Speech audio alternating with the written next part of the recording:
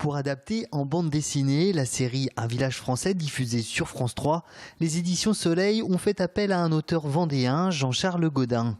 Contrairement à la série qui se déroule sous l'occupation allemande pendant la Seconde Guerre mondiale, le tome 1 de cette BD, intitulé 1914, se déroule 25 ans plus tôt, à l'aube de la Grande Guerre. Les lieux et les personnages restent les mêmes, mais qu'en était-il un quart de siècle plus tôt ?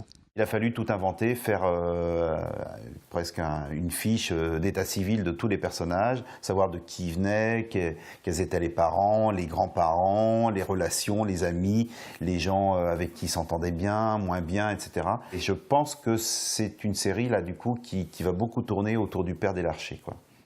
Mise en image par le crayon très réaliste de Vladimir Alexis, cette bande dessinée va faire l'objet d'une campagne de publicité dans le métro parisien.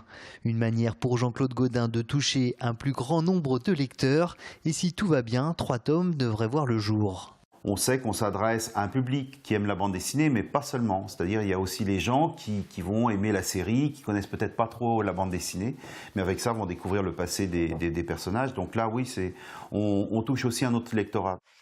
Depuis ses débuts d'auteur, il a écrit et fait éditer plus de 70 ouvrages. Et parmi les petits derniers, les enquêtes du Mystérium viennent de se voir remettre le prix jeunesse de la bande dessinée de la Foire du Livre de Saint-Louis.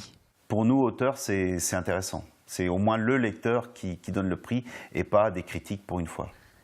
Autre actualité, la sortie d'un nouveau tome des Arcanes du Midi-Minuit, l'épisode 2 de l'affaire des origines, un travail qu'il a réalisé en collaboration avec le dessinateur lyonnais Cyril Trichet.